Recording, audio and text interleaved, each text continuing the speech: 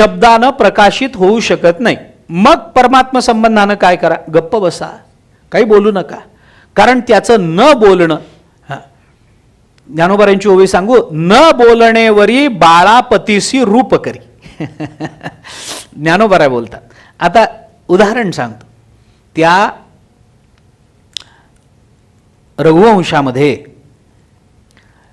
त्या इंदुमती राजाचे विवाहाचं वर्णन आलंय रघुवंशात. आपण पहा, मला त्यातली कथा सांगायचं तात्पर्य नाही आहे आत्ता तरी. त्या इंदुमतीच्या विवाहाकरता पुष्कळ राजे राजवाडे आले. ते उभे राहिले, स्वयंवर होतं, त्यामुळे ते राजे उभे राहिले, सगळे आले. तर तिच्याबरोबर इंदुमतीबरोबर त्यांचा प्रधान. मग प्रत्येक राजाच्या समोर जायचं आणि गेल्यानंतर त्या प्रधानाने त्या राजाची माहिती सांगायची. हे राजे, यांचा वंश अमका अमका, यांनी आत्तापर्यंत हे शौर्य गाजवलेलं आहे, यांचं अमुक अमुक कर्तृत्व आहे, यांचं राज्य इतकं विस्तारलेलं आहे, आत्तापर्यंत यांची 4-5 लग्न झालेली आहेत, अमुक आहे. आता ते पूर्वी होतंच, त्याला काय करणार, ते सगळं त्यांचं कारण त्यालाही कर्तृत्वच म्हणत असत पूर्वीच्या काळात. तर असं हे त्यांचं सगळं कर्तृत्व सांगितलं की इंदुमतीने थोडंसं बघायचं, मनाला पटलं न पटलं की मग पुढं निघून जायचं. त्या राजाला वाटायचं आता इंदुमती आहे, इतकं सौंदर्य. त्या रघुवंशावरच्या एका टीकेमध्ये असं म्हटलंय की इंदुमतीच्या सौंदर्याचं वर्णन करताना असं म्हटलंय की इंदुमती इतकी सुंदर होती म्हणे की तिला बनवताना, तिला निर्माण करताना त्या ब्रह्मदेवानं चंद्रातली अशी मुठभर माती घेऊन त्या मातीपासून हिचा चेहरा केला होता, असं तिचं वर्णन आलंय रघुवंशाच्या टीकेमध्ये. इतकी ती सुंदर होती. त्यामुळे ही सौंदर्य सम्राज्ञी आपल्याला मिळावी याच्याकरता राजे राजवाडे उत्सुक होते, सगळे राजे. मग ती समोर आली की त्यांना वाटायचं आता आपल्या गळ्यात हार घालेल, आपल्याला वरेल, असं वाटायचं. अत्यंत उत्साहानं प्रफुल्लित चेहऱ्याने ते तिला सामोरे जायचे. पण तिला ते पटायचं नाही, कारण तिचं ठरलं होतं कुणाच्या गळ्यात हार घालायचा आहे. त्यामुळे आधी ते कितीही चांगले वाटले तरी तिला काही फरक पडणारच नव्हता. मग ती पुढं निघून जायची. मग राजा, अरे काय झालं आपलं, हे काय अपयश पदरी पडलं, आत्तापर्यंत अपयश नाही, काय विनाकारण. मग कोमेजून जायचे ते, असं ते वर्णन आले. ते कालिदासांनी या प्रसंगाकरता एक दृष्टांत दिलाय आणि त्यात एका दृष्टांतापोटी कालिदासाला दीपशिखा कालिदास असं नाव पडलंय. रघुवंशातल्या 6व्या सर्गामध्ये आलेला हा दृष्टांत आहे. संचारिणी दीपशिखेवर रात्रौ यम यम व्यतीयाय पतिंवरासा नरेंद्र मार्गाट्ट इव प्रपेदे विवर्ण भाव ससभूमी पाला, असं रघुवंशात आलंय. म्हणजे नरेंद्र मार्गाट्ट इव, पूर्वीच्या काळामध्ये रात्रीच्या वेळेला मशालजी माहिती आहे ना आपल्याला, हातात मशाल घेऊन तो पहारा देतो. तो मशालजी असा नरेंद्र मार्गा म्हणजे राजमार्गावरून मशाल घेऊन जागते रहो हा पहारा देत फिरत असे. मग ते काय व्हायचं, तो मशालजी असं राजमार्गावरून फिरता फिरता एखाद्या इमारतीच्या जवळ आला की ती भव्य दिव्य वास्तू, तो प्रासाद, त्याच्या मशालीच्या रात्री अंधार, मग त्या मशालीच्या प्रकाशानं तो प्रासाद असा उजळून निघायचा. आणि तो मशालजी जागते रहो करत हळूहळू पुढं जायला लागला की त्या प्रासादावर त्या मशालीचा जो प्रकाश पडलेला असायचा तो प्रकाश असा हळूहळू कमी होत जायचा. तसं इंदुमती समोर आली की या राजांच्या चेहऱ्यावर असा उत्फुल्ल भाव यायचा आणि ती इंदुमती हळूहळू पुढे गेली की त्यांच्या चेहऱ्यावरचा प्रकाश, तो आनंद असा कमी होत जायचा. कारण पुढे गेली की याला वाटायचं पुन्हा येईल, अजून थोडं पुढे गेली की वाटायचं अजून येईल, मग 5-7 पुढे गेली की वाटायचं आता येणार नाही. म्हणजे हे काय झालं की हळूहळू तो त्यांच्या चेहऱ्यावरचा तो आनंद आणि त्या चेहऱ्यावरची प्रसन्नता इंदुमतीच्या दर्शनानं प्राप्त झालेली ती कमी होत जायची. हा दीपशिखेचा दृष्टांत संस्कृत वाङ्मयामधला सगळ्यात नाजूक दृष्टांत म्हणून ओळखला जातो आज तागायत, सगळ्यात नाजूक दृष्टांत. आणि या दीपशिखेच्या दृष्टांतावरून कालिदासाला नाव पडलं दीपशिखा कालिदास. आणि मग ती इंदुमती जेव्हा अशी पुढे यायची, लोक आनंद वाटायचा राजांना, पण ती पुढं जायची, कोणी तिला पसंत पडेना. कुणाच्याही गळ्यामध्ये तिला हार घालावा वाटेना. कुणाला कुणाचं कर्तृत्व कमी वाटायचं, कुणाचं सौंदर्य कमी वाटायचं, कुणाचं राज्य कमी वाटायचं, कुणाचं शौर्य कमी वाटायचं, काही ना काहीतरी कमी कमी कमी कमी. आणि असं करत करत करत करत ती ज्या वेळेला त्या राजाच्या समोर येऊन थांबली, त्यावेळेला तिला ते सगळं सांगितलं. त्यावेळेला मग तिने मानही हलवली नाही, होई म्हणाली नाही, काहीच केलं नाही, शांत चित्तानं तिथंच उभी राहिली, तिथंच. याच्याकरता नियम असा सांगितला, अप्रतिषिद्धम अनुमतम भवती. ज्याचा अप्रतिषेध होतो तिथं अनुमती असते. न बोलणेवरी बाळापतीशी रूप करी, अप्रतिषिद्धम अनुमतम भवती हा नियम आहे त्याच्याकरता. म्हणजे काय झालं की त्याचा निषेधही नाही आणि त्याला होही म्हणायचं नाही, त्याला नाही म्हणायचं नाही, असं म्हणून गप्प उभी राहिली की तिथं अनुमती आहे असं समजायचं. वेद मौन पाळतो म्हणजे काय करतो परमात्मा संबंधानं, तो निषेधही करत नाही, तो विधी बोलत नाही, तो शांत बसतो. म्हणजे जिथं तो शांत बसतो तो परमात्मा असतो. ही परमात्म्याची जाणीव झाली. वेद अशा दोन्ही पद्धतीनं परमात्म्याचा परिचय आम्हाला करून देतो. याच्यातला मौनानं परिचय करून देणं, मौनानं, की काही बोलायचं नाही. मग ते सीतेच्या बाबतीत एक वर्णन आले. ते सीतेचा विवाह झाला. विवाह झाल्यानंतर रामचंद्र प्रभू आणि सगळी अयोध्या पुढे अनेक दिवस त्या मिथिलेमध्ये राहिले. लग्न झाल्यावर का राहिले हे मलाही अजून कळलं नाही. म्हणजे काही टीकेमध्ये उल्लेखच नाही, गोविंदराजांनी काही केलं नाही, कुठल्या टीकाकारांनी काही नाही, गोस्वामीजींनी काही खुलासा केला नाही. 6 महिने राहिले म्हणे अयोध्यावासी मथुरेमध्ये. लग्न झाल्यावर कशाला राहावं, पण राहिले म्हणे.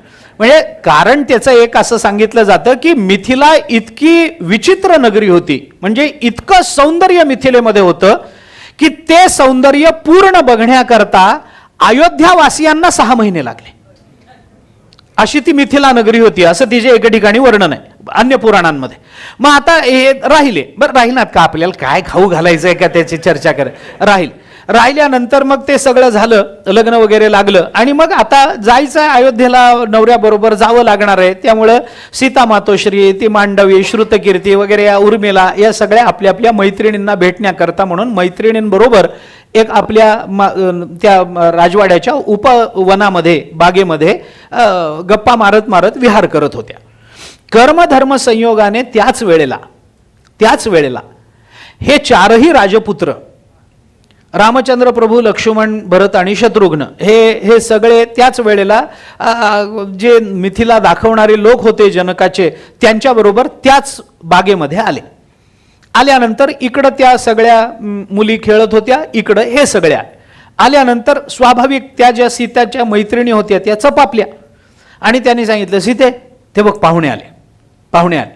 आता ठीक आहे, सीता मातोश्रींना लक्षात आलं हे आलेत वगैरे हे झालं. मग त्या मैत्रिणी काय म्हणाल्या, सीते काल तुझं लग्न लागलं, ते धनुर्भंग झाला, तू गळ्यात हार घातली, तुमची चौघींचीही लग्न झाली, हे मान्य आहे, पण आम्हाला काही तिथं फारशी किंमत नव्हती, येऊच दिलं नाही आम्हाला, मागे वा करत आम्हाला दूर लोटलं, आम्हाला तुझा नवराच बघता आला नाही. मग आता सांग याच्यातला तुझा नवरा कोणता आहे? मग काही मैत्रिणी म्हणाल्या, मग तो बघ, तो पुढं चालतोय बघ, एकदम अशा मिशायत मोठमोठ्या, तो तुझा नवरा आहे का? ते म्हणले, तो कसा आमचा, तो कसला माझा नवरा, तो आमच्या घरातला सेवक आहे. बरं, मग तो नाही का? मग त्याच्या मागे चालतोय बघ दुसरा, नाही म्हणे, ते आमचे सेनापती आहेत. मग अजून एक चालतोय, धिप्पाड पुरुष आहे, राकट वाटतो, अरे तो अंगरक्षक आहे, तो कसा माझा नवरा असेल? मग त्याने विचारलं, तो बघ तो बाजूला चालतोय, एकदम देखणा, गोरापान, रागीट ते आमचे लक्ष्मण भाऊजी आहेत, ते नाही. मग ते भरत आहे, मग हे शत्रुघ्न, मग हे कोण? हा सेवक, हे कोण? ते अमुक, ते कोण? ते तमुक. मग एका मैत्रिणीने विचारलं, तो सगळ्यांच्या मधोमध चांदण्यांमध्ये चंद्र शोभावा असा निळ्या रंगाचा सर्वोत्तम वर्णाचा असा एक युवक चालतोय, तो कोण आहे ग? असं म्हणल्यावर सीता एकदम शांत बसली आणि तिच्या मौनावरून मैत्रिणीने ओळखलं की तेच तत्व आहे. हे जसं आहे ना तसं वेदाच्या बाबतीत हीच अडचण आहे, वेदाला बोलताच येत नाही, अन्यांची व्यावृत्ती करता येते. हे लक्ष्मण भाऊजी आहेत, हे माझे, हे आमचे नाहीत, हे आमचे नाहीत, हे नाहीत, हे नाहीत, हे नाहीत, व्यावृत्ती करता येते. पण ज्या वेळेला त्याच्याबद्दल बोलण्याचा प्रसंग येतो ना, त्यावेळेला वेद जाणो गेला, पुढे मौनावला, काय त्याला गप्प बसण्या वाचून पर्याय नाही. हेही वेदांनी परमात्म्याचं केलेलं एक लक्षणच आहे. हे लक्षणच आहे. अतद्व्यावृत्तीपूर्वक लक्षणच आहे. मौनानं केलेलं लक्षणच आहे. तटस्थ लक्षणच आहे आणि स्वरूप लक्षणच आहे. पण सामान्यत्वानं ज्या वेळेला साधकाला सिद्ध वस्तूचं लक्षण करून द्यावं लागतं, त्यावेळेला मात्र ते लक्षण करून देताना तत्वज्ञानाची पद्धती दोन पद्धतीच्या लक्षणाची आहे. एक तटस्थ आणि दुसरं स्वरूप लक्षणाची. हे साधकांकरता आहे. मौनानं कळण्याकरता वेगळा अधिकार लागतो. अतद्व्यावृत्तीनं कळण्याकरता वेगळा अधिकार लागतो.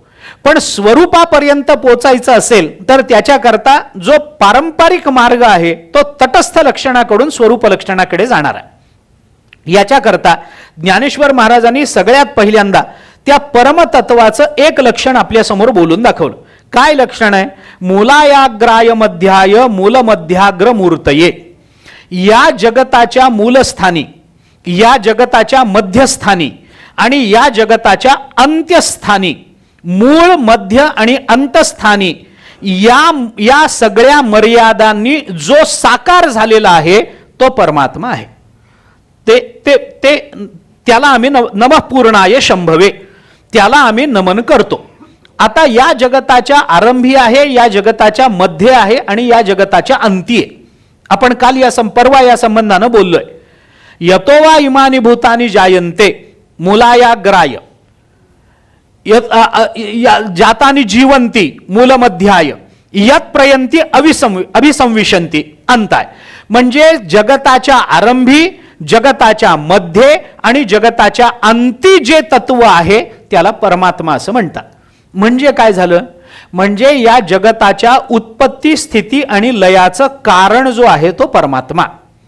आता उत्पत्ती, स्थिती आणि लय याचं कारण परमात्मा म्हणून ज्या वेळेला परमात्म्याचं लक्षण सांगितलं जातं, परिचय करून दिला जातो, तेव्हा हा परिचय हा काही परमात्म्याचा परिचय नाही.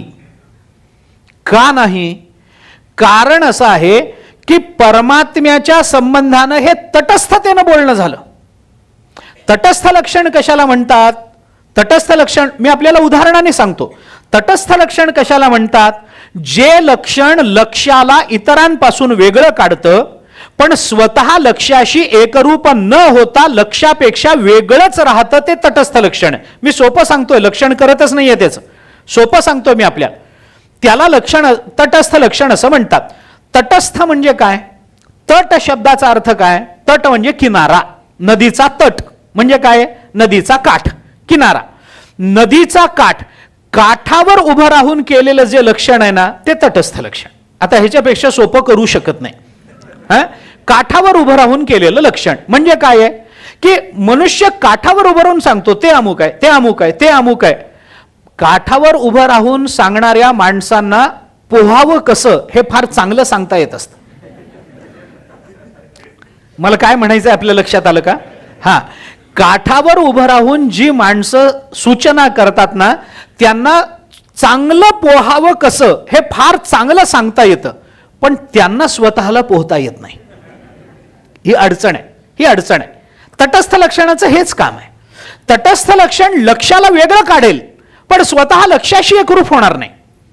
आता परमात्मा जगताच्या उत्पत्ती, स्थिती, लयाचं कारण आहे. हे परमात्म्याचं लक्षण कोणतं लक्षण झालं? तटस्थ लक्षण आहे. का? कारण ज्या ज्या वेळेला परमात्मा आहे त्या वेळेला उत्पत्ती, स्थिती, लय तो करतोच करतो. हा काही नियम आहे का? हा नियम नाही. कुंभार मडकी घडवतो हे बरोबर आहे. आपण उलटा विचार करा.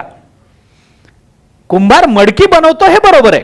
मडकी बनवणारा कुंभार आहे हेही बरोबर आहे. पण कुंभार आहे म्हणजे त्याने मडकं बनवलंच पाहिजे हा नियम आहे काय? असा काही नियम नाही. पण मडकं बघितल्यावर याचा करता कुंभार आहे हा नियम आहे की नाही? हा नियम आहे. म्हणजे कार्यावरून कारणाचं अनुमान करताना आपल्याला तिथपर्यंत पोहोचता येतं. पण याचा अर्थ कारणाची उपस्थिती असेल तर कार्य घडलंच पाहिजे असा काही नियम नाही. आणि म्हणून कार्य आणि कारण या संकल्पना सुद्धा तिथं सापेक्ष होऊन जातात.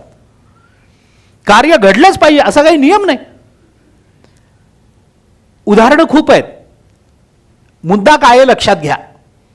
परमात्मा आहे म्हणजे जगत निर्माण झालंच पाहिजे, बंधन आहे काय? परमात्म्याला जर वाटलं नाही करायचंय जगत आपल्याला, कारण त्यांनी जगत का उत्पन्न केलं? स एकाकी त्याला करमलं नाही म्हणून त्यांनी जग उत्पन्न केलं. आता हे काय गोंधळ आहे. हे परमात्म्याने जगत का बनवायचं ठरवलं याला कुठंच उत्तर नाही. याला एकच उत्तर आहे, त्याला करमलं नाही. आता त्याला करमलं नाही म्हणून आमची किती उठाठेव आहे. जन्माला या रे, वाऱ्या करा रे, एकादशा करा रे, मरा रे, उपकार करा रे, दान धर्म करा रे, धर्माचं पालन करा रे, कारण नसताना 6 ते 8 वेळ वाया घालवा रे. किती उठाठेव आमची बिनकामाची. किती उठाठेव. आणि हे कशा करता चाललंय त्याला करमलं नाही. अरे काय. पण असं आहे, त्याला काय करता.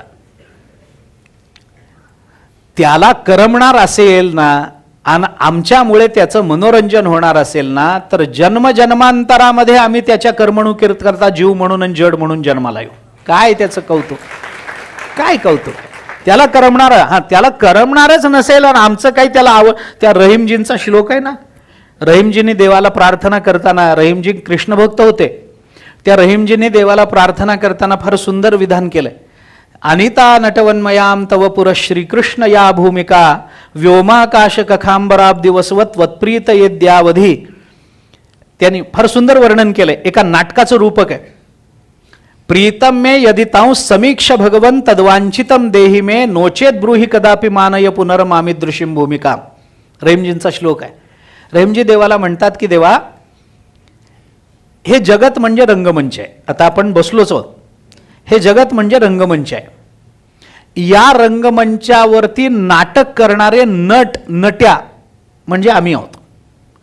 आणि या सगळ्या नाटकाचा दिग्दर्शक तू आहेस. तुझ्या दिग्दर्शनाखाली या जगतामध्ये जीवानी घडवलेलं, जीवाकडून केलं जाणारं नाटक चालू राहतं. तू दिग्दर्शक आहेस. आम्हाला तू जी भूमिका देशील ती भूमिका आम्हाला वठवावी लागणार. कधी आम्हाला तू स्त्रीची भूमिका दिली असेल, आम्हाला वठवावी लागली. कधी पुरुषाची, कधी आम्हाला झाडाची भूमिका. आम्ही कोणत्या योनीमध्ये कधी जन्माला आलो कोणाला माहिती. आम्हाला एखाद्या वेळेला पशुची भूमिका, कधी पक्ष्याची भूमिका. जी भूमिका तू आम्हाला या नाटकामध्ये करायला लावशील तशा भूमिका आम्ही विना तक्रार केल्या आहेत. किती केल्या आहेत. व्योम, आकाश, क, ख, अंबर हे सगळे आकाशवाची शब्द शून्यवाचक असतात. आकाश शून्य आहे त्यामुळे हे शून्यवाचक शब्द आहेत. हे सगळे शून्य. वसु अब्दी 84.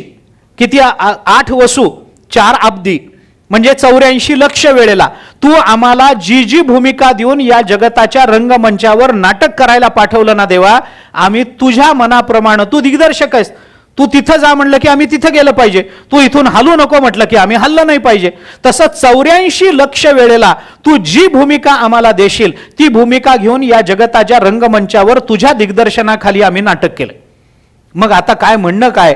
रहीमजी म्हणतात आता आमचं म्हणणं एक आहे देवा. काय. आता आम्ही केलेलं नाटक, आम्ही केलेला अभिनय जर तुला आवडला असेल, तुझ्या मनाप्रमाणे दिग्दर्शक जर समाधानी झाला असेल, तर आमचं नाटक जर तुला आवडलं असेल तर आम्ही म्हणू ते आम्हाला बक्षीस दे. आणि जर आमचा अभिनय तुला आवडला नसेल तर ह्याच्या पुढे नाटक करायला इथं पाठवू नको. रहीमजीने देवाला म्हटलंय की आमचा अभिनय आवडला असेल तर आम्ही म्हणू ते दे. आणि आम्हाला काय पाहिजे. तुझं स्वरूप पाहिजे, दुसरं काही नको. आणि जर आमचा अभिनय आवडला नसेल तुला पाठवूच नको ना. आम्ही त्या लायकीचेच नाही नाटक करण्याचे. आम्हाला इथं पाठवूच नको. म्हणजे काय. जन्म मरण संपवून टाक. म्हणजे आम्हाला मुक्त कर. दोन्हीचा अर्थ एकच आहे. हे कशा करता मी आपल्याला सांगितलं. मुद्दा एवढाच आहे की या जगताच्या सुरुवातीला, जगताचा आरंभ होण्यापूर्वी कोण होतं. परमात्माच होता. कारण हे कार्याच्या पूर्ववर्ती असलं पाहिजे ना. कार्याच्या उत्तर कारणाची निर्मिती होतच नसते. आता आपण असा प्रश्न कधी विचारू, माती आधी का मडकं आधी. याला काही उत्तर आहे का. अरे मातीच आधी. माती आधी असल्याशिवाय मडकं हे काय. अंडा आधी का कोंबडा आधी. हे कोंबडी आधी हा प्रश्नच नाहीये ना. माती आधी का मडकं आधी. माती आधी. कारण मातीपासून मडकं होणार आहे. मडकं कार्य आहे. माती कारण आहे. कारण हे कार्याच्या पूर्ववर्ती असलं पाहिजे, आधी असलं पाहिजे, तरच ते कार्य घडू शकेल. मग हे जग निर्माण झालं परमात्म्यापासून. मग परमात्मा या जगताच्या आरंभी लागतो की नाही. लागतो की नाही. पहिले कोठेच नव्हते काही, चंद्र सूर्य तारा नाही, अवघे शून्यची होते पाही, कान्होबा तेरे तेरे ते. इथला शून्य शब्द ब्रह्मवाचक आहे. शून्य म्हणजे ब्रह्म आहे का नाही, तर शून्य आकडा ब्रह्म नव्हे, पण शून्य शब्द ब्रह्मवाचक आहे. शून्य शब्द ब्रह्म. नभाचे शून्यत्व गिळवणी, गुणत्रयाते नुरवणी, शून्य ते महाशून्य श्रुतिवचन संमत. ज्ञानोबा आहे 13वा अध्याय. ज्ञानोबा आहे बोलतात, नभाचं शून्यत्व गिळून जे महाशून्य, नभाचं शून्यत्व गिळणारं कोण आहे? पंचमहाभूताचे शून्यत्व कुठे सिद्ध होतं? प्रकृतीमध्ये. प्रकृती शून्य आहे का एक आहे? प्रकृती शून्यच आहे. मग प्रकृती नावाचं शून्य, नभाचं नभ काय आहे? नभ काही नाही आहे. आकाश म्हणजे काय आहे? काही नाही आहे. ज्ञानोबरायांनी 15व्या अध्यायामध्ये म्हटलंय ना, वांझेची या लेखा कैची जन्मपत्रिका, नभी निळी भूमिका के कल्पुपा. काय बाबा नभ म्हणजे काही नाही आहे. काही नाहीये ना, मग शून्य. त्या नभाचं शून्यत्व गिळून कोण राहिलं? प्रकृती राहील. गुणत्रयाते नुरवून, त्या तिन्ही गुणाला गिळून राहणारी कोण आहे? प्रकृती.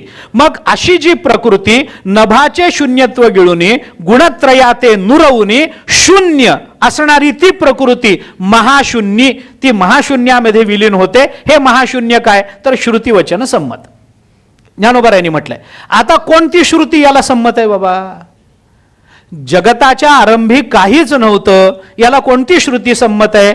असदेव सौम्य इदमग्र आसीत एकमेवा द्वितीयम, सदैव सौम्य इदमग्र आसीत एकमेवा द्वितीयम, तदैक्षत बहुस्याम प्रजायेय.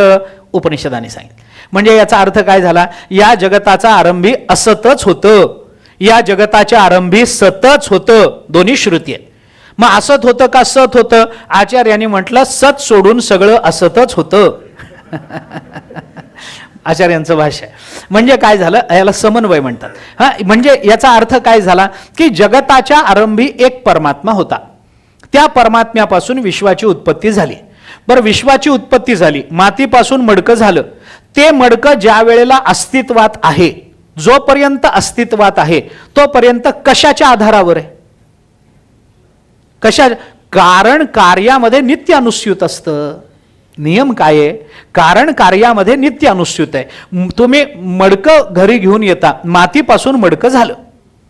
तुम्ही मडकं विकत आणायला गेला उन्हाळ्यामध्ये, आणि आपल्याला माहिती आहे की मातीपासून मडकं होतं, आणि आपण जर तिथल्या कुंभारदादाला म्हणालो की कुंभारदादा तुम्ही आम्हाला मडकं द्या, पण माती नका देऊ, घरी खूप कचरा होतो, तुम्ही मडकं आणू शकाल काय? मडकं मातीपासून झालं, पण मडक्याचं अस्तित्व कशावर अवलंबून आहे? मातीवरच अवलंबून आहे. आणि ते मडकं फुटलं, कुठे गेलं? मातीतच गेलं. म्हणजे मडकं नष्ट झाल्यानंतरही शिल्लक राहणारी मृत्तिकाच आहे. मडकं असतानाही तिचं स्वरूप मृत्तिकाच आहे, आणि मडकं निर्माण होण्यापूर्वी सुद्धा काय आहे? तर ती मृत्तिकाच आहे. म्हणजे जगताच्या आरंभीही तोच आहे, जगताच्या मध्येही तोच आहे, जगताच्या अंतीही तोच आहे. आता आरंभी, मध्ये आणि अंती, यतो इमानी भूतानी जायन्ते येन जातानी जीवंती यत प्रयंती अभिसंविशंती, त्याला जाणा तद विजिज्ञासस्व. ते काय? तद ब्रह्म. आता इथं ब्रह्म जे म्हणून सांगितलं हे ब्रह्माचं तटस्थ लक्षण आहे. हे तटस्थ लक्षण झालं.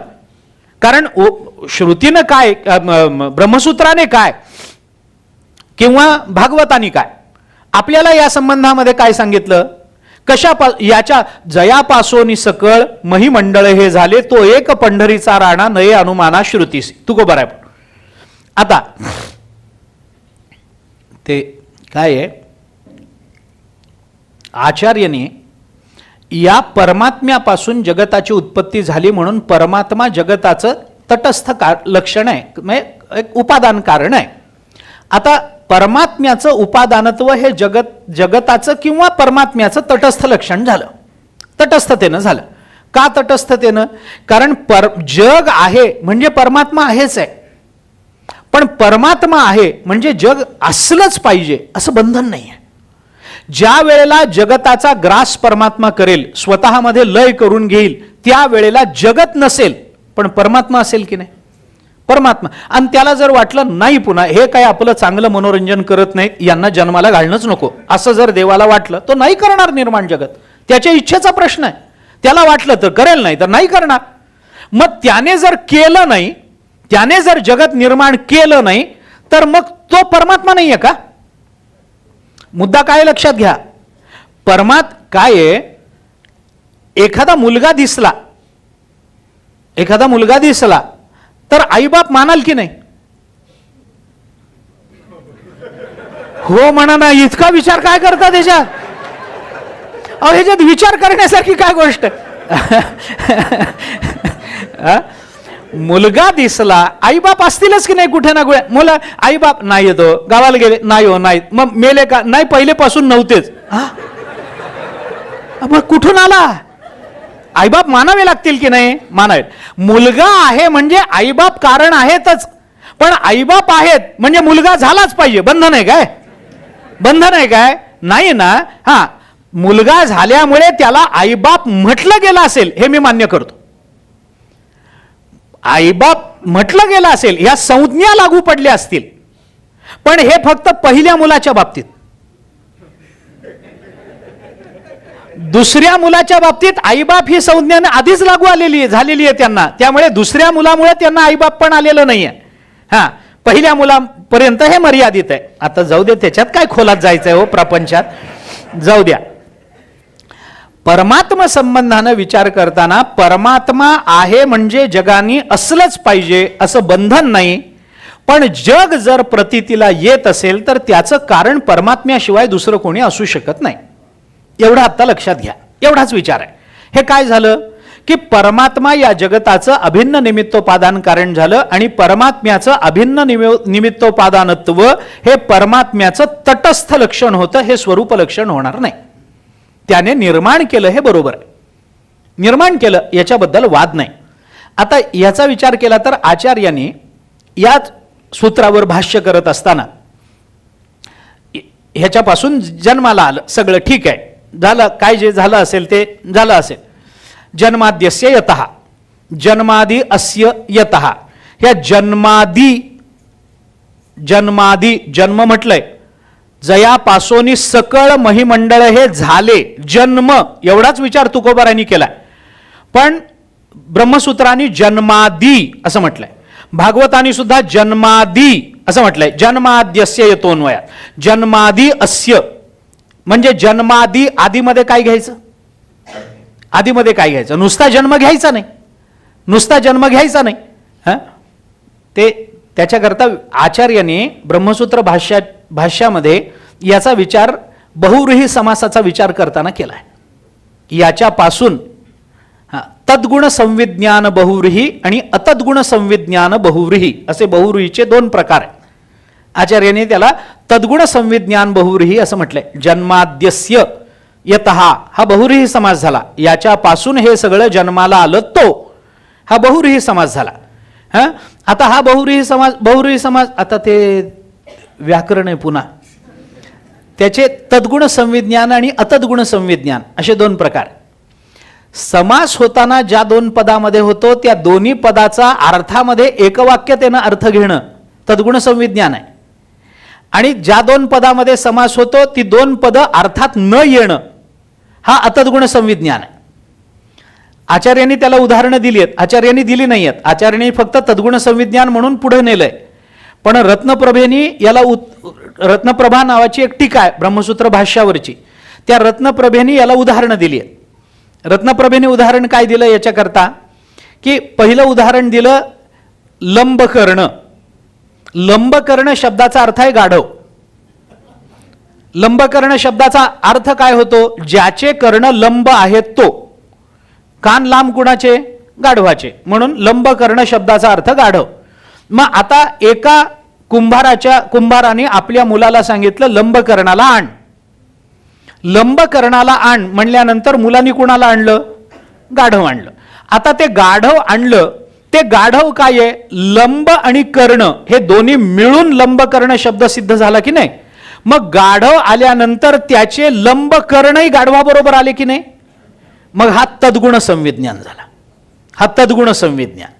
आणि दुसरं उदाहरण रत्नप्रभेने दिलंय चित्रगु. चित्रगु म्हणजे ज्याच्याकडे चित्रविचित्र गायी आहेत असा गवळी, वेगवेगळ्या जातीच्या, वेगवेगळ्या रंगाच्या, वेगवेगळ्या जातीच्या, वेगवेगळं दूध देणाऱ्या अशा अनेक गायी ज्याच्याकडे आहेत असा गवळी, त्याला चित्रगु असं म्हणतात. मग आता तो गवळी कुणाकडे तरी दूध घालतो वगैरे, आणि मग एके दिवशी त्या नवऱ्याचा घरातला पगार झाला आणि त्यांनी सांगितलं, अगं त्या चित्रगुला बोलवून घे, त्याचे दुधाचे पैसे द्यायचे. आता चित्रगु म्हणजे कोण? ज्याच्याकडे चित्रविचित्र गायी आहेत असा. मग आता त्याला बोलवा असं म्हणल्यानंतर तो चित्रविचित्र गायी घेऊन येतो का पैसे घेऊन जायला, का एकटाच येतो? एकटाच येतो. मग चित्रविचित्र गायी ज्याच्याकडे आहेत असा, हा जरी बहुरीही झालेला असला तरी याच्यामध्ये असणाऱ्या चित्रविचित्र गायी चित्रगुला बोलव असं म्हणल्यानंतर त्याच्याबरोबर येत नाहीत, हा अतद्गुण संविज्ञान बहुरी झाला. काय ताप आहे हो. जन्मादी असं म्हणण्यामध्ये फक्त तो जन्म देतो, जगताला जन्माला घालतो, उत्पन्न करतो असा अर्थ नाही, तर जन्माच्या त्या जगताच्या स्थितीतही राहतो आणि या सगळ्या जगताचा लयही ज्याच्यामध्ये होतो तो जन्मादी असं म्हणायचं. याला म्हणून तद्गुण संविज्ञान बहुव्रीही असं म्हणतात. जन्माद्यस्य यतः, त्याच्यापासून हे सगळं निर्माण होतं, त्याच्या आधारावर राहतं आणि त्याच्यामध्ये लयाला जातं, कारण कारण हे कार्यामध्ये नित्य अनुगत असतं असा नियम आहे म्हणून. आता हे काय झालं? हे झालं तटस्थ लक्षण. आता स्वरूप लक्षण काय आहे? क्षीणाग्र मूल मध्याय नमः पूर्णाय शंभवे. मग काय आहे?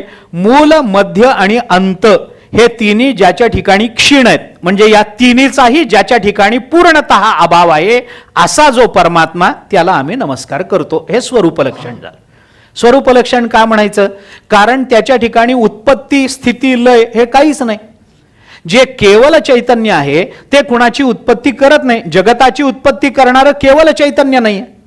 माया ज्याने आधाराला घेतलेली आहे असं शबलत्व ज्याला प्राप्त झालं ते चैतन्य, ज्याला ईश्वर चैतन्य आपण म्हणतो, ते चैतन्य या जगताच्या उत्पत्तीचं कारण होतं. केवल चैतन्य कुणाचं कारण होतं? तर कशाचंच कारण होतं. कार्य ना कारण, हेतू ना उपादान. ज्ञानोबा आहे. ते कुणाचं कार्य नाही, ते कशाचं कारण नाही, ते कशाला हेतू नाही, ते कशाचं उपादान नाही. 12व्या अध्यायामध्ये ज्ञानोबारायांनी हे बोलून दाखवलं. म्हणजे कार्य ना कारण, हेतू ना उपादान हे ज्या परब्रह्माचं वर्णन आलं ते स्वरूप आहे, ते केवल चैतन्य आहे. कारण का? त्याला का निर्माण काय करेल? तो निर्माण करण्याकरता कर्तृत्व लागेल, तर कर्तृत्व आलं त्याच्या ठिकाणी की ते केवल राहणारच नाही ना. कारण कर्तृत्व हे मायेच्या आधाराशिवाय होणार नाही, आणि मायेचा आधार घेतला की त्याचं कर्तृत्व हे त्याचं राहणार नाही, ते मायेकडे जाईल. मग मायेचं कर्तृत्व जर त्याच्यावर आरोपित झालं तर ज्याला उपाधी चिकटली गेली, ज्याला उपाधी लावली गेली, त्याच्या केवलत्वालाही तिरोहित केलं गेलं. आणि ज्याचं केवलत्व तिरोहित झालं त्याने निर्माण केलं असं म्हटलं की ते तटस्थ होईल, ते स्वरूप लक्षण होणार नाही. एवढ्या 12 भानगडी त्याच्यात आहेत. हा झाला एक विचार. काश्मीर शैव दर्शनाच्या अंगानं दुसरा विचार, अगदी धावता 1-2 मिनिटामध्ये सांगून थांबतो. विचार करा, या गोष्टीचाही विचार केला पाहिजे. काश्मीर शैव दर्शनाच्या अंगाने विचार केला तर काय काय याच्यातून निष्पन्न काय होतं?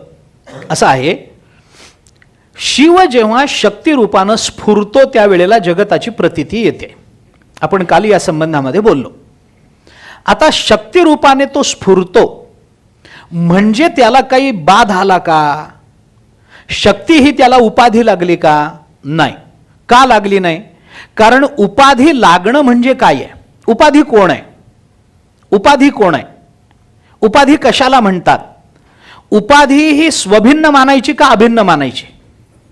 जर उपाधी स्वभिन्न मानायची असेल तर शक्ती शिवापेक्षा कधी वेगळी होतच नाही ना, त्यांच्यात अभिन्नत्व आहे ना, मग ती उपाधी कशी होईल? माया उपाधी होईल, कारण तिची व्यावृत्ती आहे. माया वेदांत दृष्टीने माया उपाधी का होईल? कारण माया जेव्हा परब्रह्म स्वरूपात राहते त्यावेळेला ती माया म्हणून राहत नाही ना, ती माया म्हणून राहत नाही. मग माया म्हणून जर ती परब्रह्म स्वरूपामध्ये जे राहिलं ते ब्रह्म म्हणून राहील, ब्रह्मभिन्न म्हणून कसं राहील? गंगा ज्या वेळेला समुद्राला मिळते आणि समुद्राशी एकरूप होते त्यावेळेला ती गंगा गंगा म्हणून समुद्रात राहते का समुद्रच होऊन जाते? ती समुद्रच होऊन जाईल ना. समुद्रात मिळाल्यानंतर तिचं गंगापण हे बाधित झालं ना. तसं माया जर परब्रह्म स्वरूपात राहील तर ती ब्रह्म म्हणून राहील, ब्रह्मभिन्न म्हणून कशी राहील? पण काश्मीर शैव दर्शन म्हणतं की ज्या वेळेला शक्ती परब्रह्म स्वरूपात, परब्रह्म स्वरूपाच्या आधारावर परब्रह्माच्या स्वरूपात, शिवाच्या स्वरूपात राहते त्यावेळेला ती शक्ती म्हणून राहते अभिन्नत्वाने राहते, पण शिवाच्या ठिकाणी असणारं स्फुरण प्रदान करणारी मात्र ती राहते. ती स्फुरणशील आहे, शिवाशी एकरूप आहे, पण शिवरूप नसून ती शक्तिरूप आहे.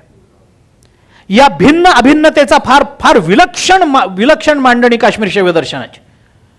अरे मग तिथे राहते तर ती एकरूप का होत नाही? अरे त्याच्यातच तर खरी गंमत आहे, त्याच्यातच खरी गंमत आहे.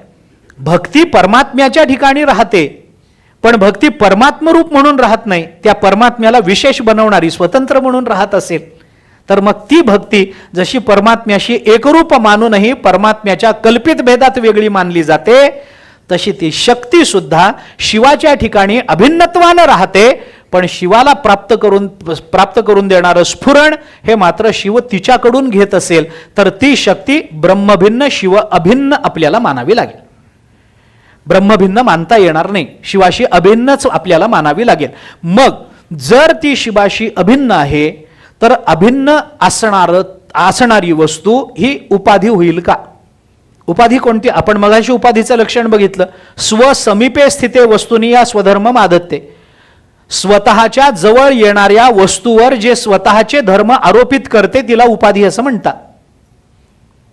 स्फटिक हे जेव्हा रक्तपुष्पावर ठेवलं, लाल रंग जास्वंदीचं फूल आहे, त्याच्यावर स्फटिक ठेवलं, स्फटिक कसं दिसेल? लाल दिसेल. लाल दिसेल की नाही? मग ज्ञानोबारायांनी याच्यात अजून विलक्षणता दाखवली. ज्ञानोबाराय फार विलक्षण बोलतात, फार विलक्षण आहे ज्ञानोबारायांचं बोलणं. ज्ञानोबाराय म्हणतात तुम्ही त्या रक्तपुष्पावर ठेवूच नका, त्या जास्वंदावर ठेवूच नका. केशाचा गुंताळा वरी ठेवली स्फटिक शिळा. हे सांगण्यात फार मोठं, या दृष्टांतात फार सामर्थ्य आहे. तुम्ही बारकाईनं बघा. काय आहे? रक्तपुष्पावर ठेवलेलं स्फटिक, स्फटिकाला कोणता रंग आहे? काहीच नाही, रंगरहित आहे. ते आम्हाला पांढरं दिसतं पण ते रंगरहित आहे. जर ते पांढरं असतं तर स्फटिकावर ठेवल्यानंतर लाल झालं नसतं. ते रंगरहित आहे. ते आपण जर लाल फुलावर ठेवलं तर स्फटिक कसा दिसेल? लाल दिसेल. म्हणजे रक्तपुष्प हे जे आहे, म्हणजे लाल रंगाचं जे फूल आहे, त्या फुलाने काय केलं? जवळ आलेल्या स्फटिकावर आपला लालपणा हा धर्म आरोपित केला. तो स्फटिक तुम्ही लाल फुलावरून बाजूला काढा, तो लाल दिसेल का? आता दिसणार नाही. म्हणजे उपाधीनं काय केलं? स्वतः जवळ आलेल्या पदार्थावर स्वतःचा धर्म लादून दिला. स्वसमीपे स्थिते वस्तुनी या स्वधर्मम आदत्ते. 6 उपाधी, ती झाली उपाधी. आता ज्ञानोबारायांनी काय केलंय? उपाधी म्हणून आपण जेव्हा म्हणतो ना, तेव्हा ती उपाधी हा त्या, म्हणजे आता ते कसं आहे, 15वा अध्याय बघावा लागेल ज्ञानेश्वरीचा, तर आपल्याला हे कळेल. ही उपाधी, ती उपाधी ज्याला लागते त्याला काय म्हणायचं? उपहित. त्याला म्हणायचं उपहित. उपहित हे नित्य आहे, ते शाश्वत आहे. मग त्याला उपाधी का म्हणायचं? त्याला उपहित का म्हणायचं? उपाधीच्या सापेक्षत्वानं म्हणायचं. असं आहे, रज्जूच्या ठिकाणी आम्हाला सर्पभ्रम होतो. त्या सर्पाच्या भ्रमाचं अधिष्ठान काय आहे? तर आम्ही म्हणू दोरी. रज्जू हे अधिष्ठान आहे, पण वेदांत म्हणतो रज्जू हे अधिष्ठान नाही आहे. कारण का? कारण सर्प जर प्रातिभासिक आहे, का प्रातिभासिक आहे? कारण निवृत्त होतो म्हणून. मग ती रज्जू ही काय नित्य टिकणार आहे का? तिला पण कधी ना कधीतरी बाध नाश आहेच आहे की नाही? ज्या दोरीवर सर्प भासला त्या दोरीचं ज्ञान झाल्यावर दोरी नित्य आहे का अनित्य आहे? अनित्यच आहे ना. 20 वर्षांनी, 100 वर्षांनी, 200 वर्षांनी, 500 वर्षांनी ती दोरी नष्ट होणार आहे ना? होणार आहे. मग नाश होतो, बाध होतो म्हणून जर सर्प मिथ्या आहे तर नाश होतो म्हणून रज्जू मिथ्या मानावी लागेल की नाही? मग मिथ्या असणारा पदार्थ, मिथ्या असणाऱ्या पदार्थाचं अधिष्ठान कसं मानता येणार नाही. मग वेदांताने काय सांगितलं? रज्जू जर प्रातिभासिक आहे तर प्रातिभासिक रज्जू, प्रातिभासिक सर्पाचं अधिष्ठान रज्जू नाही आहे. मग काय आहे? रज्जू उपहित चैतन्य आहे. कारण का? त्याची निवृत्ती होत नाही. मग उपाधी, रज्जू सर्प नावाची उपाधी बाजूला झाल्यानंतर उपहित ते गेलं का? जात नाही. का जात नाही? कारण उपहित नित्य आहे. मग काय जातं, उपहित कधी निवृत्त होत नसतं. त्या उपहिताच्या ठिकाणी असलेला उपहितत्व नावाचा जो धर्म असतो ना, तो धर्म त्या उपाधीच्या सापेक्षत्वानं निर्माण झालेला असतो. म्हणून उपहितत्व धर्माचा बाध होतो आणि उपहितत्व धर्माचा बाध झाला की जे शिल्लक राहतं ते केवळ चैतन्य असतं. ही प्रक्रिया आहे, ही प्रक्रिया आहे. कशा करता सांगितलं? मूळ मुद्दा काय आहे? स्वसमीपे स्थिते वस्तुनी या स्वधर्मम आदत्ते. धर्म उपहितत्व धर्म आदत्ते. 6 उपाधी. ज्ञानोबारांनी चिंतन काय केलंय? उपाधी ज्या वेळेला उपहितावर आपला धर्म लादते तेव्हा तो एकच धर्म असतो का अनेक धर्म असतात? उपाधी एकत्वात राहते का अनेकत्वात राहते? उपाधी एकत्वाचं दर्शन घडवते का अनेकत्वाचं दर्शन घडवते? उपाधी नेहमी अनेकत्व दाखवत असते. आमचा चेहरा आम्ही जेव्हा आरशात बघतो त्यावेळेला काय दिसतं आरशामध्ये? आमच्या चेहऱ्याचं प्रतिबिंब दिसतं. आता प्रतिबिंब ते दिसल्यामुळं हा चेहऱ्याला आम्ही काय म्हणतो? बिंब. आता एकच चेहरा आहे. हा असे चेहरे किती आहेत? एकच आहे. हा एकच चेहरा आहे. पण आरसा नावाची उपाधी आल्याने आरशाने काय केलं? या एकाला दोनात आणलं. एक बर त्याला बिंब नाहीच आहे, ते त्याच्यावर बिंबत्वाचा आरोप आहे. कधी आहे? ज्या वेळेला आरशात प्रतिबिंब बघू त्यावेळेला. म्हणजे प्रतिबिंबाच्या सापेक्षत्वानं याच्यावर बिंबत्वाचा आरोप झालाय. तुम्ही आरसा बाजूला काढा, हे बिंब आहे का मला सांगा? नाही ना. मग ह्याला बिंब का म्हटलं आम्ही? समोर प्रतिबिंब होतं म्हणून. म्हणजे ज्याच्या ठिकाणी बिंब प्रतिबिंब हे द्वैत नाही त्याला भेदात आणण्याचं काम कोणी केलं? आरशाने केलं. म्हणून आरसा उपाधी झाली. लक्षात आलं का? आरशाच्या जवळ येणाऱ्या चेहऱ्यावर ज्याने आपल्या धर्माचा आरोप केला म्हणजे अनेकत्वाचा आरोप केला त्याला उपाधी म्हणतात. म्हणजे उपाधी अनेकत्व दाखवते. पण लाल फुलावर जर स्फटिक ठेवला तर लाल फुलाचा एकच रंग स्फटिकाच्या ठिकाणी दिसेल. पण जर केसाच्या गुंत्यावर स्फटिक ठेवला, ज्ञानोबारांचा दृष्टांत, तर तो स्फटिक आपल्याला अनेक केस दाखवणार नाही, पण तो स्फटिक आपल्याला विविधामध्ये विभागलेला दिसेल. तुम्ही केसाचा गुंताळा वरी ठेवली स्फटिक शिळा, हा दृष्टांत नीट बघा. केसाच्या गुंताळ्यावर ज्या वेळेला आम्ही स्फटिक ठेवू ना त्यावेळेला त्या स्फटिकाला भंगलेल्या भावना आमच्या ठिकाणी भ्रम निर्माण होतो. स्फटिक भंगलेला आहे आणि हे भंगलेलं अनेकत्वामध्ये विभागले गेलेलं आहे. म्हणजे उपाधी ती आहे की जी उपहिताला भेदात आणि अनेकत्वात आणते. ज्ञानोबारांचा दृष्टांत जास्त समर्पक आहे, वेदांताच्या दृष्टांतापेक्षा जास्त समर्पक. ज्ञानोबाराय म्हणतात हे अनेकत्वामध्ये हे उपाधी घेऊन येते आम्हाला. कशा करता निघालं हे सगळं? कशा करता? उपाधी स्वभिन्न नसते, असते. उपाधी अभिन्न नसते. आणि शक्ती जर शिवाशी अभिन्न असेल तर ती शिवाची उपाधी होऊ शकत नाही. मग ती शिवस्वरूप माना, शिवस्वरूप माना. मग अशी शिवस्वरूप असणारी ती शक्ती, त्या शक्तीनं काय केलं? या शिवाला ब्रह्मा विष्णू आणि महेश या रूपाने व्यक्त केलं. मग याच्यातला ब्रह्मा कोण, विष्णू कोण आणि महेश कोण? त्याला पुन्हा 14व्या अध्यायात जा ज्ञानेश्वरीच्या. ज्ञानोबाराय म्हणतात ब्रह्मा तो प्रातःकाळ, विष्णू तो माध्यान्ह वेळ, सदाशिव सायंकाळ बाळा यया. बाळ कोणतं? जगत. जगत हे बाळ. या कारणे मी पिता महत ब्रह्म ही माता अपत्य पंडुसुता जगडंबर. बाळ काय आहे? मूल काय आहे? जगत हे बाळ आहे. जगताचा बाप कोण आहे? कारण परमात्मा आहे. जगताची आई कोण आहे? माया. कारण माया ही जगताची आई आहे. म्हणजे कारण असणारा परमात्मा आणि कारण असणारी ही माया, या दोघांपासून जगत नावाचं अपत्य निर्माण झालं. या लहान अपत्याची सकाळ म्हणजे ब्रह्म आहे, या अपत्याची दुपार म्हणजे विष्णू आहे आणि या अपत्याची संध्याकाळ म्हणजे शंकर आहे. सदाशिव सायंकाळ बाळा यया. सदाशिव ही संकल्पना सुद्धा काश्मीर शैव दर्शनामध्ये एका वेगळ्या अर्थाने व्यक्त झालेली. त्याला सदाशिवत्व कसं द्यायचं आणि कोणत्या कारणाने द्यायचं हे सांगितलंय. आता ब्रह्मा प्रातःकाळ आहे म्हणजे काय? विष्णू माध्यान्ह वेळ आहे म्हणजे काय? आणि सदाशिव सायंकाळ आहे म्हणजे काय? प्रातःकाळ म्हणजे निर्मिती आहे, माध्यान्ह वेळ म्हणजे रक्षण आहे आणि सायंकाळ म्हणजे लय आहे. या जगताची उत्पत्ती ब्रह्मदेवाकडून आहे, या जगताचं रक्षण विष्णूकडून आहे आणि या जगताचे लय सदाशिवामध्ये होणार आहे. आता हे जे मग याच्याकरता रजोगुण सत्वगुण तमोगुणाचा जी काही संगती आपल्याला, म्हणून 14व्या अध्यायात हे सगळी वर्णन आली, कारण तिथं गुणांचंच वर्णन आहे सगळं. आता या सगळ्याचं जर चिंतन केलं तर त्या शक्तीनं त्या एका परमात्म्याला या भिन्न भिन्न रूपामध्ये दाखवलं.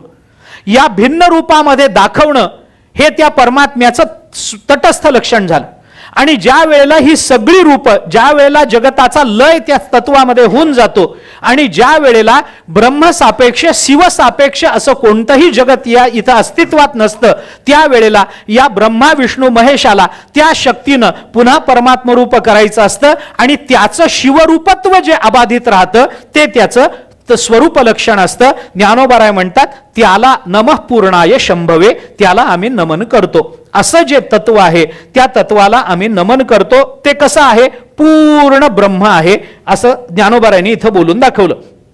आता या सगळ्याचा विचार झाला, संपलं प्रवचन, संपलं प्रवचनमाला संपली, सगळं झालं. जे खाली उरलं ते काय आहे? सगळं झालं, खाली उरलं ते काय आहे? ते तत्व आहे, ते तत्व आहे. आणि जे उरतं ते स्वरूप असतं. नेहमी लक्षात ठेवा, जे उरतं ते स्वरूप असतं, जे संपतं ते कार्य असतं. हा सामान्य नियम आहे कधीही जगताच्या पाठीवर कुठेही.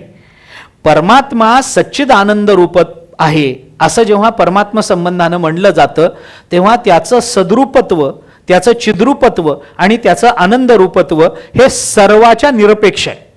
परंतु ज्ञानोबारायांनी अनुभवामृताच्या 5व्या प्रकरणामध्ये असज्जड दुःखाच्या सापेक्षतेनं त्याला सच्चिदानंद रूपत्व येतं असं म्हटलंय. पण सच्चिदानंद म्हणणं हे सुद्धा त्याचं स्वरूप लक्षण होत नाही ज्ञानोबारायांच्या दृष्टीने, तसं जर बघितलं तर. कारण हे खाली शिल्लक राहतं. कारण आता ते त्याच्या संबंधाने सत कशाला म्हणा, चित कशाला म्हणा, आनंद कशाला म्हणा, या संबंधानं पुष्कळ विचार आहे. आम्हाला त्याचं सद्रूपत्व कळत नाही, चिद्रूपत्व कळत नाही, आनंद रूपत्व कळत नाही. कारण का? या सगळ्यावर आमच्या अज्ञानाचं आवरण आहे. आणि त्या आवरणामुळे आम्हाला हे आमच्याकडे आवरणाचा विचार आहेच आहे की स्वतंत्र. मलविक्षेप आणि आवरणामध्ये हे आवरण असत्वापादक आवरण, आभानापादक आवरण. असत्वापादक आवरण कशाचं आहे? परमात्म्याच्या सद्रूपतेवरचं आवरण असत्वापादक आहे. परमात्म्याच्या चिद्रूपतेवरचं आवरण आभानापादक आवरण आहे. आणि परमात्म्याच्या आनंद रूपतेवरचं आवरण याला अनानंदापादक आवरण म्हणतात. हे अनानंदापादक आवरण, हे याचा विचार वेदांतात सर्वत्र नाही आहे. पण अद्वैत सिद्धीवर एक विठ्ठलेशी नावाची टीका आहे. त्या विठ्ठलेशीमध्ये हे एक स्वतंत्र आवरण सांगितलं गेलं, त्याला अनानंदापादक आवरण. कारण परमात्म्याच्या परमात्म्याच्या आनंदाची अभिव्यक्ती नित्य आहे. परमात्मा नित्य आनंद रूप आहे, पण जगात सगळे जीव दुःखी आहेत. जर आनंद नित्य आहे तर जीव दुःखी काय? तर अनानंदापादक आवरण आहे म्हणून. हे त्याचं कारण. मग परमात्मा आहे की नाही? आहे. कुठे आहे? आमच्यामध्येच आहे. मग आम्ही का तोंड पाडू न? तो आमचे का 12 वाजलेत? कारण का? आम्हाला त्याचा आनंद कळत नाही म्हणून. आनंद कळत नाही म्हणजे हातात ज्ञानेश्वरी असताना माणसं रडूच कसे शकतात हे कोडच आहे. आता ज्ञानेश्वरी हातात आहे, अरे हा आनंदाचा गाभा आहे, याच्या पलीकडे आनंद असणं शक्यच नाहीये. पण आनंद हातात घ्यायचा आणि दुःखानं रडायचं. ज्ञानोबारांनी उदाहरण दिलंय.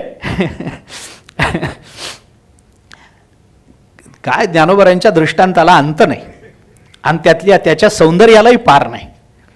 ज्ञानोबाराय म्हणतात एखादा मनुष्य जमिनीतल्या गुप्तधनावर बसलाय, जमिनीतल्या गुप्तधनावर बसला, त्याच्या वर बसला आणि माझ्याकडे संपत्ती नाही म्हणून रडतोय. आमचं असंच चालू आहे.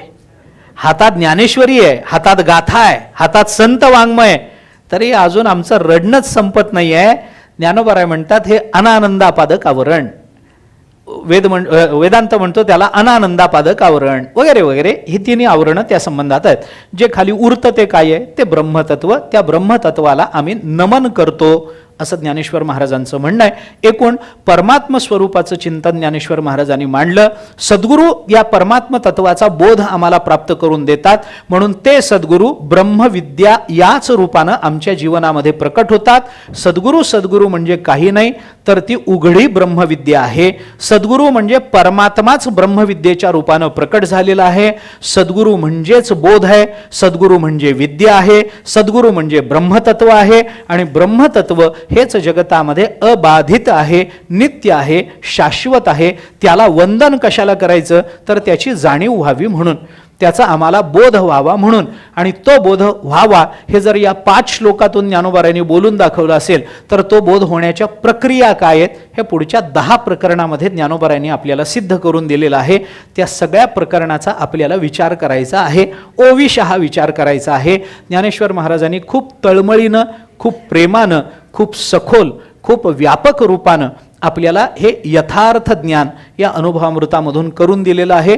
अनुभवामृत हा ज्ञानाचा ग्रंथ आहे, अनुभवामृत हा चिंतनाचा ग्रंथ आहे, अनुभवामृत हा मोक्षाचा ग्रंथ आहे, अनुभवामृत अमृताचा अनुभव आहे, अनुभवामृत हे अनुभवाचं अमृत आहे. आपण कोणत्याही अर्थाने घ्या, हा अनुभवामृत ग्रंथ आम्हाला आनंद स्वरूप बनवतो. त्याचा विचार आपल्याला करायचा आहे, पण तो पुढच्या वर्षी करायचा आहे. आत्ता आपली वेळ संपली, आपला कालही संपला. 5 दिवस आपण या सगळ्या उरलेल्या 4ही श्लोकाचा विचार केला. थोडासा धावता करावा लागला. शब्दशः विचार मी श्लोकाचा करू शकलो नाही, पण आशयशः विचार मी आपल्यासमोर मांडण्याचा सामान्यत्वानं प्रयत्न केला. मला याची कल्पना आहे की याच्यातल्या बऱ्याचशा गोष्टी थोड्याशा अवघड गेल्या असतील. विचारात घेताना मलाही त्या अवघड गेल्याच नाही असं नाही, आपल्यालाही अवघड गेल्या असतील. त्याबद्दल काय होतं, ज्ञानेश्वर महाराजांनी जे अवघड होतं ते सोपं केलंय, आणि ज्ञानेश्वर महाराजांनी काय सोपं केलंय हे सांगण्यासाठी मला अवघड बोलावं लागलंय. कारण हे नेमकं ज्ञानेश्वर महाराजांनी सोपं काय केलंय, सोपेपणा कशाला दिला, कोणत्या तत्वाला दृष्टांतानं ज्ञानोबारायांनी सोपं केलंय हे कळलं पाहिजे. तरच ज्ञानोबारायांच्या मांडणीचं रहस्य आणि मांडणीतला आनंद आपल्याला घेता येतो, नाहीतर नाही घेता येणार. ओवीला ओवी आहे, काय वाचत गेलो, म्हणत गेलो, आणि पण ही ओवी कशा करता आली, काय याच्यातून ज्ञानोबारायांनी सिद्धांत पक्ष मांडलेला आहे. त्या सिद्धांत पक्षाच्या मांडणीतून ज्ञानोबारायांनी सिद्धांत पक्षाच्या सिद्धीकरता कोणत्या प्रक्रियाच्या भूमिका त्याच्यातून सूक्ष्म रूपानं मांडलेल्या आहेत हे जर आम्हाला कळालं तर ते अधिक जास्त आनंददायी ठरतं. म्हणून थोडंसं वेगळ्या अर्थाने म्हणायचं झालं तर ज्ञानोबारायांनी सोपं करण्याचं कर्तृत्व दाखवलंय, आणि ज्ञानोबारायांचं सोपं अवघड करण्याचा करंटेपणा आम्ही करतोय. हा त्याच्यातला दुसरा भाग झाला. कारण त्यांनी जे सोपं केलं त्याला अवघड करायचा आम्हाला कोणी अधिकार दिला नाही. परंतु पुन्हा तोच मुद्दा आहे की हे सोपं आहे, ही जर खरं असलं तरी सोपं असलं तरी सहज आहे असं नाही आहे. सोपं असणं वेगळं आहे आणि सहज असणं वेगळं आहे. सहज वेगळं आणि सोपं वेगळं. आपल्याकडे त्या दोन्ही संकल्पना समान अर्थानं वापरल्या जातात, पण त्या समान नाही आहेत. सोपं वेगळं असतं आणि तुका म्हणे सोपे आहे सर्वाहुनी. भक्ती सोपी आहे, भक्ती सोपी आहे, ती सहज नाही आहे. आणि सहजम कर्म कौंतेयमध्ये कर्म सहज आहे, पण ते सोपं नाही आहे. कर्माला सहजता आहे पण सोपेपणा नाही आहे. भक्तीला सोपेपणा आहे पण भक्ती सहज नाही आहे. या दोन्हीत अंतर आहे, हे लक्षात घ्या. ते नाम सोपे रे रामकृष्ण गोविंद, ते नाम सहज रे नाही आहे, ते सोपे रे. काय फरक आहे त्याच्यामध्ये? ज्याच्या प्राप्तीत अडचणी नसतात त्याला सहज म्हणतात, आणि ज्याच्या आचारात अडचणी नसतात त्याला सोपं म्हणतात. हा फरक आहे. कर्म प्राप्त करून घेण्याकरता आम्हाला काही अडचणी नाही आहेत, कारण जन्मजात आम्ही कर्म घेऊनच आलेलो आहोत. कर्म आमच्या बरोबरच आहे म्हणून सहज आहे ते. पण भक्ती ही सोपी आहे, सहज नाही. म्हणजे भक्तीचा आचार फार सोपा आहे, पण भक्ती सहजासहजी प्राप्त होत नाही. कर्म सहजासहजी प्राप्त होतं, ते सहज आहे पण सोपं नाही. गहना कर्मणो गती, ते गहन आहे. आणि भक्ती ही प्राप्त होण्याकरता अवघड आहे, पण प्राप्त झाली की तिचा आचार करणं फार सोपं आहे. म्हणजे काय, राम म्हणणं अवघड नाही आहे, पण राम म्हणण्याची बुद्धी व्हायला फार त्रास आहे. राम राम म्हणायला किती वेळ लागतो, आचाराला राम असं म्हणायला किती वेळ लागतो, फार वेळ लागत नाही. पण राम म्हणण्याची बुद्धी व्हायला जन्मजन्मांतराचं पुण्य एकत्रित करावं लागतं. म्हणजे काय झालं, तिचा आचार सोपा आहे पण प्राप्ती अवघड आहे, म्हणून ते सोपेपण आहे. अनुभवामृतातलं तत्वज्ञान हे तसं जर बघितलं तर ज्ञानोबारायांनी त्याला सोपं केलंय पण ते सहज ठेवलं नाही. आम्हाला त्याच्याकरता प्रयत्न करावे लागणार आहेत. त्या प्रयत्नांचा विचार मलाही तुम्हालाही प्रयत्न करावेच लागणार आहेत. तर आत्तापर्यंत झालेल्या या 5 श्लोकांचा विचार करण्याकरता आणि पुढच्या ओवीच्या पुढच्या पहिल्या प्रकरणाच्या शिवशक्ती समावेशन नावाचं पहिलं प्रकरण आहे, त्या प्रकरणाचा प्रारंभ करण्यापूर्वी त्या प्रकरणाच्या चिंतनाकरता, झालेल्या श्लोकांच्या मननाकरता आणि पुढे येणाऱ्या प्रकरणाच्या चिंतनाकरता ज्ञानेश्वर महाराजांनी आपल्याला 1 वर्षाचा कालावधी दिलेला आहे. तर त्या कालावधीमध्ये ही सगळी तयारी आपण करू आणि पुढच्या वर्षी पुन्हा भेटू. त्यावेळेला आपण अनुभवामृताच्या पहिल्या प्रकरणाला प्रारंभ करू. श्री माऊली सेवा प्रतिष्ठानच्या वतीनं ही 5 दिवसीय प्रवचनमाला इथे संपन्न झाली. त्याबद्दल आपल्या सर्वांच्या वतीनं मी माऊली सेवा प्रतिष्ठानच्या सगळ्या कार्यकर्त्यांना, सेवावर्तींना अंतःकरणपूर्वक धन्यवाद देतो की त्यांनी खूप चांगलं नियोजन केलं, चांगल्या पद्धतीनं व्यवस्था ठेवली. काही अडचणी, प्रतिबंध सुदैवाने आले नाहीत, त्यांनी येऊ दिले नाहीत. त्याबद्दल त्यांच्या सगळ्या या नियोजनाला, त्यांच्या इच्छेला आणि या अनुभवामृताच्या प्रवचनाच्या मागच्या त्यांच्या तळमळीला आपण अंतःकरणपूर्वक सगळे मिळून धन्यवाद देऊया की त्यांनी हे काम फार सचोटीनं आणि प्रामाणिकपणानं आपल्यासमोर व्यक्त केलं. पुढच्या वर्षी ते करतील, अशाच पद्धतीनं करतील हा विश्वास माझ्या अंतःकरणामध्ये आहे. आणि सेवा प्रतिष्ठानच्या वतीनं अर्थात आपल्या सर्वांच्या बद्दल कृतज्ञता व्यक्त करणं हेही मी माझं कर्तव्य समजतो. आपण सर्वजण आलात, अवघड विषय असतानाही मोठ्या संख्येने उपस्थित राहिलात, विषयाचं काठिण्य जाणवत असूनही मधून उठून गेला नाहीत, याबद्दलही कारण काय होतं, एकदा ते कठीण वाटायला लागलं की त्याच्यातलं स्वारस्य जातं आणि स्वारस्य गेलं ना की क्षणभराचं बसणं सुद्धा वर्षभराच्या बसण्यासारखं जड व्हायला लागतं. त्यामुळे कधी एकदा इथून निघून जाऊ, कधी एकदा हे संपेल याची वाट बघतात मग लोक. तसं आपण केलं नाहीत, आपल्या बाबतीत झालं नाही. याच्यात मी आपल्या सन्मारावर ही ज्ञानोबरायांची कृपा आहे असं मानतो की आपल्याला या विषयामध्ये रस आहे, हा विषय समजावून घ्यावासा वाटतो, याच्या मागच्या प्रक्रिया समजून घ्याव्याशा वाटतात, त्याच्यातली तात्विकता, त्याबद्दल आपल्या अंतःकरणामध्ये आदर आहे, प्रेम आहे, ते समजून घेण्याची श्रद्धा आणि तळमळ आपल्या सर्वांच्या अंतःकरणामध्ये आहे. त्यामुळे असा श्रोता वक्त्याला मिळणं हे वक्त्याचंही अनेक जन्माचं पुण्य असतं, असा आमचा अनुभव आहे. आणि आमचे आजोबा नेहमी असं म्हणायचे की वक्ता स्वतःच्या बुद्धीनं फक्त 25% बोलत असतो, उरलेलं 75% बोलणं श्रोता आपल्या प्रेमाच्या दृष्टीनं त्याच्याकडून वदवून घेत असतो, असं ते म्हणत असत. त्यामुळे हे 75% बोलणं तुमचं आहे, 25% माझं आहे. त्यामुळे ह्याच्यात जे तुम्हाला सोपं वाटलं ना ते माझं आहे, कारण ते 25% होतं. आणि ह्याच्यात जे सगळं अवघड अवघड अवघड अवघड होतं ना ते सगळं तुमचं तुमच्या चरणी समर्पित आहे, याच्यात माझा काहीही संबंध नाही आहे. त्यामुळं ते जर अवघड वाटलं असेल तर ते तुमचंच आहे, याच्यात माझं काहीच नाही. जे सोपं वाटलं, दृष्टांत आपल्याला आवडले ना ते सगळं माझं आहे. त्यामुळे ते दृष्टांत मी माझ्याकडे ठेवून घेतो, सिद्धांत तुम्हाला परत करतो. ते सिद्धांत घेऊन आपण घरी जा, त्याचं वर्षभर मनन चिंतन करा, अशी आपल्या सर्वांच्या चरणी एक प्रांजल प्रार्थना करतो. आपण उपस्थित राहिलात त्याबद्दल कृतज्ञता वारंवार व्यक्त करतो. पुन्हा पुन्हा आपल्यासारखे श्रोते मिळण्याचं सद्भाग्य माझ्या नशिबाला यावं, ज्ञानोबारायांनी त्या दृष्टीने, तुकोबारायांनी समर्थांनी कृपा करावी अशी प्रार्थना संतांच्या चरणी करतो. आणि ही 5 दिवसीय प्रवचन सेवा परमात्म्याच्या, ज्ञानोबाराय तुकोबारायांच्या आणि आपल्या सर्व श्रोत्यांच्या चरणी समर्पित करतो. वाणीला विराम देतो. पुंडलिक वरदे हरी विठ्ठल, श्री ज्ञानदेव तुकाराम विठ्ठला विठ्ठल विठ्ठल विठ्ठल विठ्ठल विठ्ठल विठ्ठल विठ्ठल विठ्ठल विठ्ठल विठ्ठल.